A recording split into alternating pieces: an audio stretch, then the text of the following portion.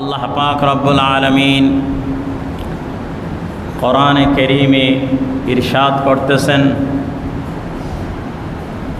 ইয়া আইয়ুহাল্লাযীনা আমানু, হে ঈমানদারগণ, লা তুহিল্লু, অবমাননা করো না, শাআইরাল্লাহ, আল্লাহর নিদর্শনসমূহকে অবমাননা, অবমূল্যায়ন, তুচ্ছতাচ্ছিল্য, হেয়পনা, ছোট মনে করা, হেয় করা, অহেতুক মনে করা, এইভাবে তোমরা আল্লাহর নিদর্শনসমূহকে তুচ্ছতাচ্ছিল্য করিও না।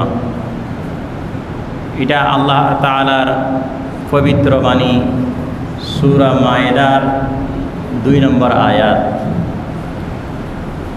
অন্য আয়াতে আল্লাহ পাক ইরশাদ করেছেন, ইন্নাস সাফা ওয়াল মারওয়াতা মিন শাআইরিল্লাহ, নিশ্চয় সাফা মারওয়া এবং এখান থেকে মাসআলা, সাফা মারওয়ার মতন আরও যত আল্লাহর নিদর্শন আছে সমস্ত এগুলো আল্লাহর নিদর্শন।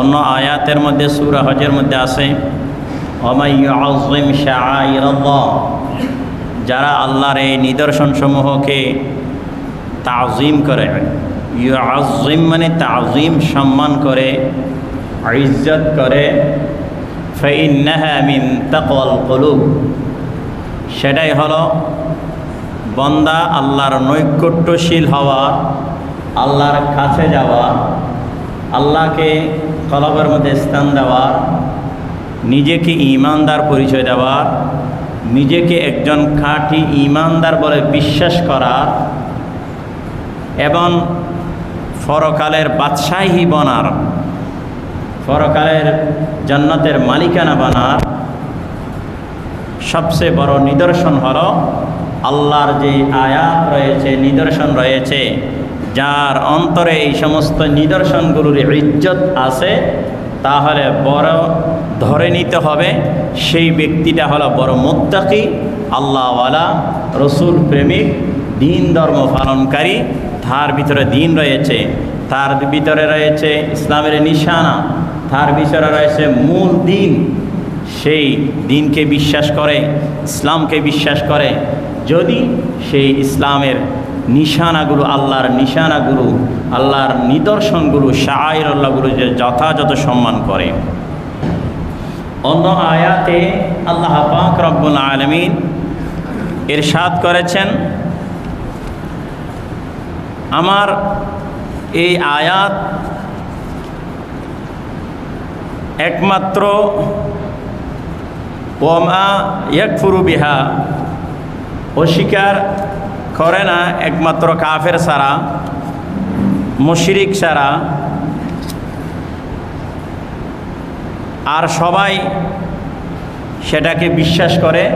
একমাত্র কাফিররাই, মুনাফিকরাই, বেঈমানরাই আমার এই নিদর্শনকে অবজ্ঞা করে, তুচ্ছ তাচ্ছিল্য করে, এটা নিয়ে হেয় প্রতিপন্ন করে।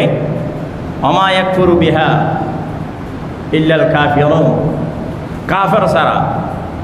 আল্লাহ বলেন তাদের ব্যাপারে আমি আল্লাহ যথেষ্ট, আমি আল্লাহ তাকে কি করার এটা ফয়সালা আমার হাতে। অন্য আয়াতে সূরা আহজাবে যদি আমরা যাই, আল্লাহ তাআলা বলেন, ইন্নাল্লাযীনা ইউযুনাল্লাহা ওয়া রাসূলাহু লা'আনাহুমুল্লাহু ফিদ দুনিয়া ওয়াল আখিরাহ, নিশ্চয় যারা আল্লাহকে কষ্ট দেয়।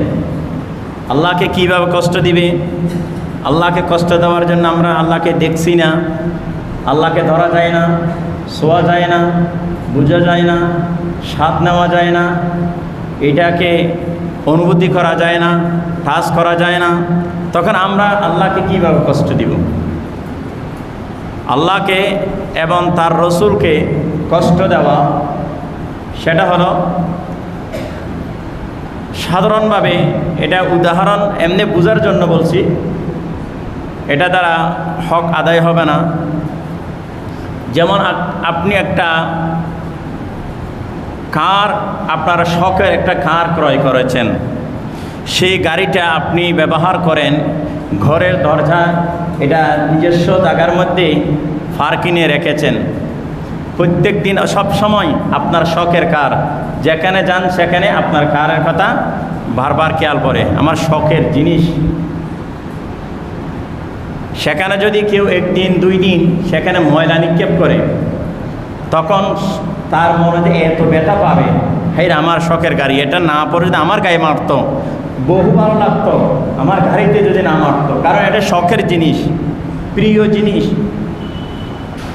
সাধারণ একটা গাড়িতে যখন ময়লা নিক্ষেপ করার কারণে তার অন্তরে কষ্ট পায়, তেমনিভাবে পৃথিবীর বুকে আল্লাহ কিছু নিদর্শন দিয়েছেন, শাআইরুল্লাহ দিয়েছেন। সেই শাআইরুল্লাহ আল্লাহর নিদর্শনগুলোকে কেউ যখন অবজ্ঞা করে, তুচ্ছ তাচ্ছিল্য করে, হেয় প্রতিপন্ন করে, তখন আল্লাহ রাব্বুল আলামিন আরশে আজিমে সে কষ্ট পায়। সবাই বলুন নাউযুবিল্লাহ।